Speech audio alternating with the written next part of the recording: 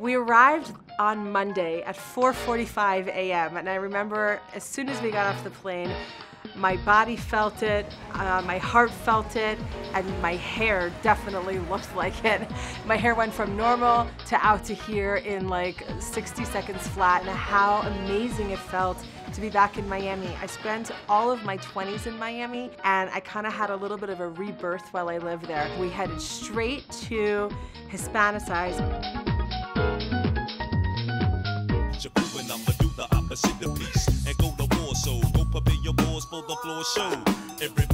And then I see the room of these Tecla Awards that we were going to go into. I see the red carpet.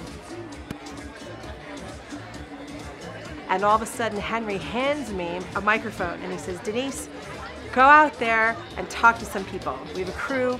You need to get some people on camera. And I grabbed the mic, which we had with a really cool Enya sticker, and started walking around. Story of 16 million American-born Latinos.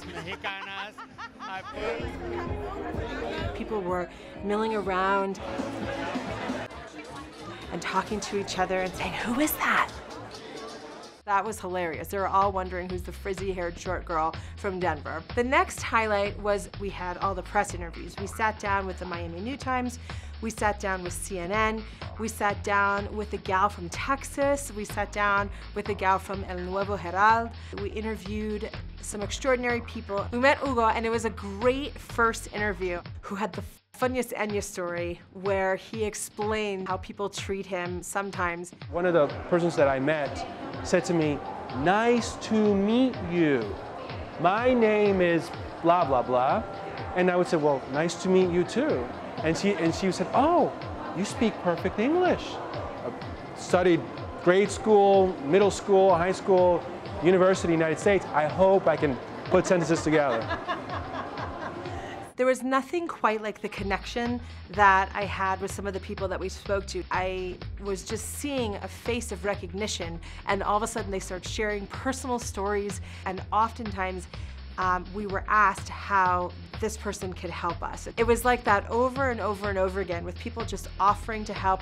There was this feeling in the air of connection, because that's what this project does, it connects people. And one thing that we knew we wanted before we left was an interview with Luis Guzman.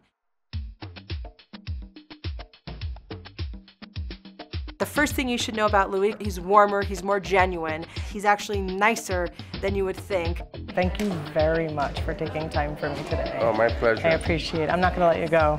I'm kind of nervous. Okay, I got your back. I got your back. What it feels like to kind of ride the cultural line between, for me, being Puerto Rican and then also being American. And I had this epiphany one night because I thought it was a personal story. And then I realized, wait, this is a story of everybody.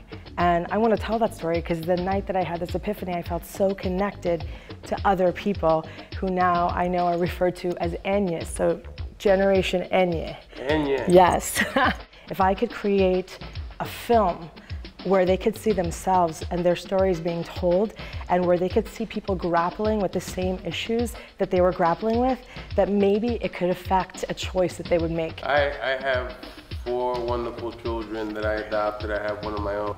One of my daughters kind of struggles with like, am I black enough? Am I white enough? I mean, where am I? For me personally, I never felt like I was Puerto Rican enough or American enough. But if I'm an Enya, that means I'm both and I'm enough. And I just wanted... That's amazing. Thank you. It's a mosaic of stories. Exactly. And now you're going to be a part of it. By day 4, we were exhausted. And really, after the trip, I thought, where in the world did I get this energy from? And then I remembered, I have 2 babies.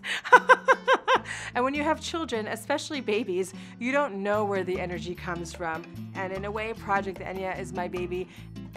This huge interview that I had been waiting for now for 2 years came. A gentleman named Sal Cuevas. Sal Cuevas, outside of the music world, is not a very known name, but Sal Cuevas actually has played with all the greats in Latino music. everybody from Celia Cruz to J-Lo, Gloria Estefan, Harry Belafonte.